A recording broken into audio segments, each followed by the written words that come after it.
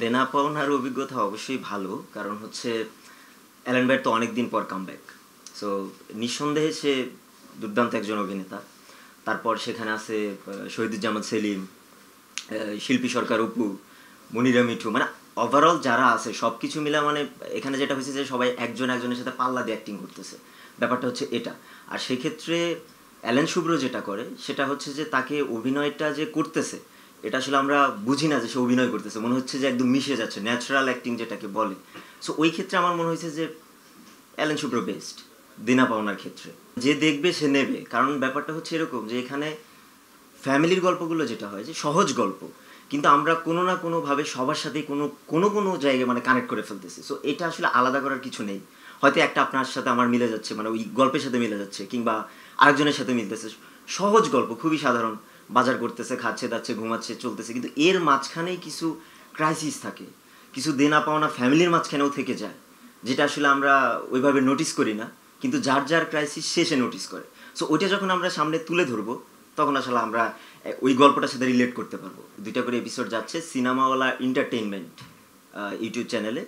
So এটা আপাতত আমরা দেনা পাওনার যে প্ল্যানটা, এটা আসলে বস মোস্তফা কামাল রাজ, যেটা আমার বস, সো উনার আসলে প্ল্যানটা আসছে এভাবে যে আমরা যেটা সবাই মিলে যে প্ল্যানটা করছি সেটা হচ্ছে দেনা পাওনা আমরা সিরিজ আকারে করবো 10টা করে এপিসোড, 10টা এপিসোড একটা সিজন।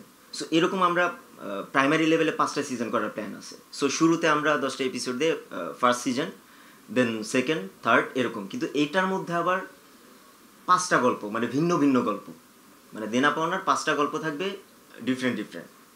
এটা হচ্ছে প্ল্যান দেনা পাওনার। অ্যাক্টর হিসেবে তো সবাই ভালো অ্যাক্টিং করে, কিন্তু অ্যালেনকে আলাদা করার জায়গাটা যদি আমি বলি সেক্ষেত্রে হচ্ছে তিনি অভিনেতা।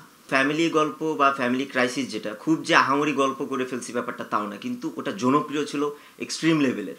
এটার কারণ একটাই, ওই যে ফ্যামিলি রিলেটেড যে ব্যাপারগুলো আমরা সবাই কানেক্ট করতে পারতেছি বা সবাই সবার সাথে জিনিসটা ধরতে পারতেছি। সো ওই জায়গা থেকে আমার মনে হচ্ছে পরিবারের গল্পগুলো, পরিবারের মাঝখানে যে ব্যাপারগুলো হচ্ছে, সো এগুলো নিয়ে আমাদের গল্প বলা উচিত, যেটা হয়তো আমরা সচরাচর করি না। সো ওই জায়গা থেকে আমার মনে হচ্ছে পরিবারের গল্পগুলো আমরা একটা একটা করে তুলে ধরা বা ওই জিনিসগুলোকে যদি আমরা দেখাতে পারি সেটা খারাপ হয় না। রিগেল এম্পোরিয়াম হানিবার্ড অফারে জিতে নিতে পারেন ইন্দোনেশিয়ার বালিতে স্বপ্নের হানিমুন।